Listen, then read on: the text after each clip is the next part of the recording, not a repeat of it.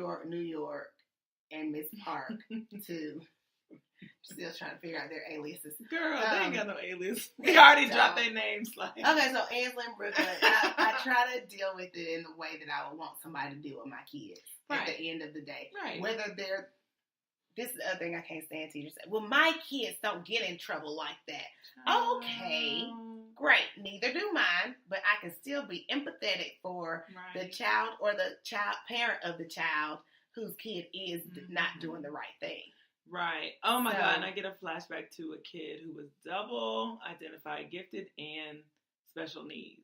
And his mom's card to me at the end of the semester was like, I know, like I cried out thinking about it. I know it's not easy. She's like, thank you so much. Like so I'm like, you have to understand these parents deal with this too, baby. At the house. Oh, 24/7 when you're not with them, when you can be like, bell rings, bye-bye. Yeah. Guess who has to pick up the slack? Yes. And I'm like, gosh, Lee, those movie tickets meant a whole lot more because I know dealing with that boy, like he was, but I had a special place in my heart because I understood his mom's investment.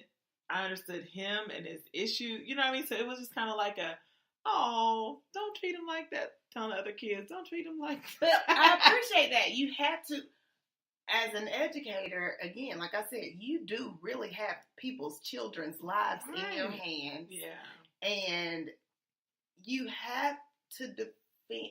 I feel like it's your obligation as an educator to defend those who are easy targets. But girl, isn't it more powerful when you actually look into the eyes of their parents? Yeah. Like, parents showing up and saying that before anything goes wrong, before anything is bad, showing up and saying, if you ever need anything, this is my son. Even saying, look, I know my son, let me know what you need, any support, let's be in connecting that this baby has someone in their life that is holding you accountable for what happens with them. Like, and this is from a non-teacher point of view. Yeah, as a parent, that's absolutely a step that you have to take. Mm-hmm. My mom and daddy always showed their face just to let them know. Yeah. Don't try to treat us like we're absentee. Right. Know that this one got some eyes on her. Yep. And my daddy has always trained me before Ainsley ever went to school. He's like, you make sure they see you. You make sure they see you. Because the reality is, if I'm giving you a little secret, a little tip in the educational world, if you're a non-educator, the reality is the ones whose parents don't show up. Yep. That's all I'm saying. You better hope that teacher has a special heart. Mm-hmm. Because I know and most of the time, if you're a good parent and you hadn't shown up, I can tell by your kid. Like you can say, I know you were raised right, and that's the first thing I'll say if I have to call home. I know this baby was raised right, and I don't understand what's going on with them. Can you give me some insight? But me knowing, I looked into this mom's hand, shook her hand, met her on the first day of school, and now here you are, and y'all look the same. So it's like, it just gives an extra layer. But girl, somebody I know had a parent that was just doing too much. Meaning? Like, send an email that was just super attacking the teacher without asking anything about it. It was like, my kid doesn't say anything about this class, and I'm just wondering what's going on. And I think in a nutshell, it was like the kid was an A student but had a B. So one of those. And it was like, had one.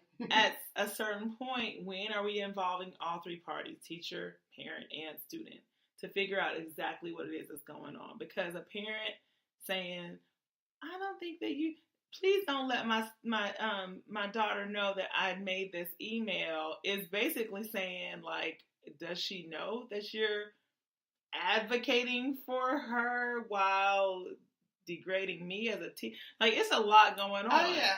So, because if you as a parent have turned your back on a teacher in front of your child's face, ain't no way that teacher can recover from that, because they're going in feeling very empowered. Yeah. Like, I already know my mama got my back and she don't like you. And And did you say you didn't like that teacher to your mom? And if that's the case, we all need to know. Let's all sit at the table. Yeah, let's talk about it. And let's talk about why you feel you don't like me.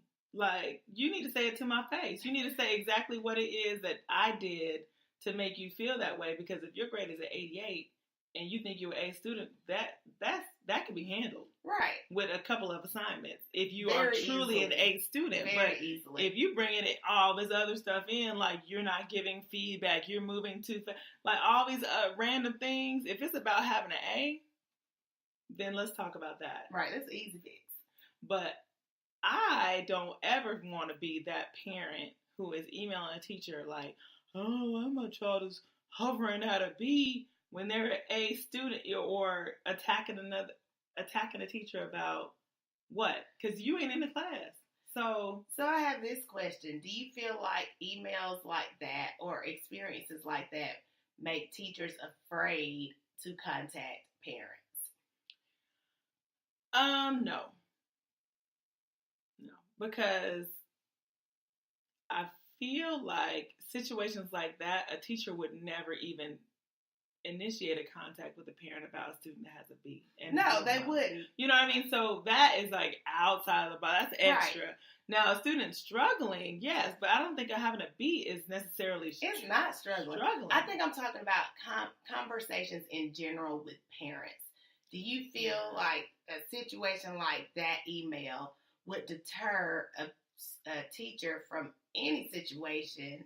Like, it could be a good phone call, or it could be okay, little Johnny acted up in class today. I think time is what's for me, that would keep me from contacting a parent about stuff. In the beginning of the semester, I'm always like, I want to contact parents and before anything happens, so I can set a good rapport. Always. But that's always the goal. Really, like, nobody got time for that. I'm going to wait for the first one to act up, then I'm going to call their mother and say, I know that they weren't raised this way, but this is something is there something I need to worry about here? Is something you've seen before? How are we supposed to handle, one of those? But, like, I don't feel, I'm a high school teacher, though, too. So I feel like in high school you should deal with the student because they're the ones that are becoming more accountable for who they are and what they're doing. So I feel like the relationship more in high school should be with the student. If it goes too far, yes, the parents should be involved. I had to call parents all the time for high school teachers. Of the ones that were failing. Oh. Some of them seniors. Some of them with girl. I was accountable for everybody, the whole school, anybody that was failing. The goal was hoping that the teachers had already done it. Sometimes I would call and they didn't know, and then sometimes we had those on it mamas that get the notifications every time a grade gets put in. Yeah. So it's a variety of kids. Because for me, like you should know if your child is failing at this point. Like they've had this synergy since elementary school. Right. Now, are you receiving the progress reports? No, maybe your kid is burning them before you get to see them. But at some point, I'm putting it on the parent. You should have a question like, hey, I haven't seen any grades from you ever. Up until, ever. Since freshman year and you're a junior. Right. Like, at some point, Christmas time, before the Christmas gets rolled out, you might need to check their grades. Like, I'm assuming that should happen at some point. Now, it doesn't. I know for a fact that parents say, I ain't getting nothing. But I just feel like in this day and age, it's kind of a cop-out. So do you think it's a cop-out? Because I didn't used to make phone calls when I was a middle school teacher. No. About what their grade is? No. I didn't make phone calls about anything. Like, behavior, I would just handle it. I wouldn't Before I wrote any child up, which is like, I average about 2 to 3 write-ups a year. So before I wrote a kid up, I definitely would contact with their parent. Well, that's good. If there was a major issue and I think it's a good kid, like they didn't mean it, I would have a conversation with the parent because I feel like that would be reinforced. If it's someone who I'm like, they don't have any reinforcement, I probably won't even write them up. I'll probably just try to teach them how to be better people. And it's hard to talk to you because you got it. You got it. I would love for you to be an elementary teacher at my school. No, I'm just kidding. I know you would never teach elementary. Girl, somebody was like, oh, you teach elementary school? I was like, what? I mean, you just seem like you would be like, and I was like, that's so funny. Oh, you don't know. People said that to me before I ever became an elementary school teacher.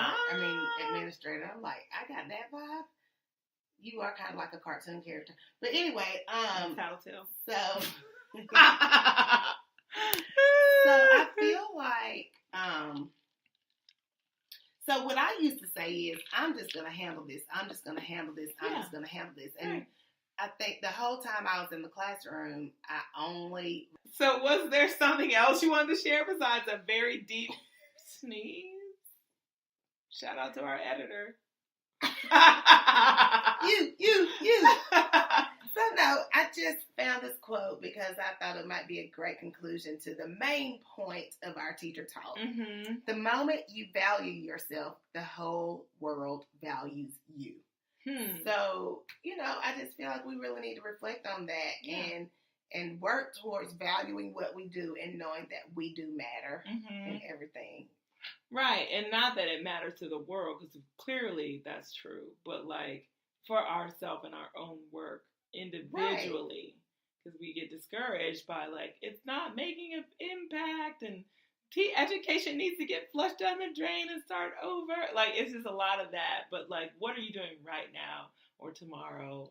Living in the present with the moment, like you said. With the people that you are touching, as far as like in making an impact on or representing, like, are you really doing your best of what you're doing right now? And the reality is, as educators and sometimes in other careers, as like doctors, even as a nurse or lawyers. I was about to say that you just it doesn't manifest itself. It doesn't come to fruition. It doesn't show itself for years, unfortunately. Right. Like some of my students, and I'm sure this happens to you, the ones you didn't even realize you impacted will inbox you and say, oh my gosh, I just think back on some conversations.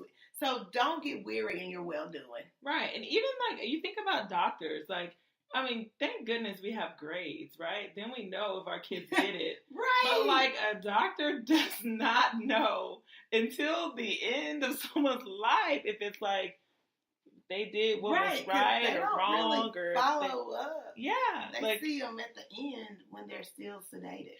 Right. And they're like, yeah, I made all those prescriptions. But like, have you really done all of what you're supposed to do for that person? Did you lift up their day? Like, did you make them feel better? Did you ask them how they were doing? Like, there's just so many things that involve like being a person and your value as a person engaging with other people. Yeah. That's like so valuable. Yeah. One more. I just like this. Ooh, I like this quotes. Is it. Okay. This is the end, guys and girls, I promise. And we'll end it when you honor and value yourself, you are honoring God because you are His creation, a beautiful reflection of Him. As soon as we can realize that's it, like that's what we're supposed to be doing every day. Every day, yeah. Being a reflection of Him and His love, and we should have that joy and peace inside of ourselves because if we're doing what we're doing to honor Him, then everything else, that's it. That's the only person you're trying to Right. And if it's not that, then what are you doing? Amen. That's it, y'all. Well, honey, that was great. I mean, feedback is definitely welcome. And thank you guys so much for celebrating our 1 year with us. Yes. And we hope for many, many more. All right. Bye. Hey guys, thanks for listening to Sweet Tea and Sunshine.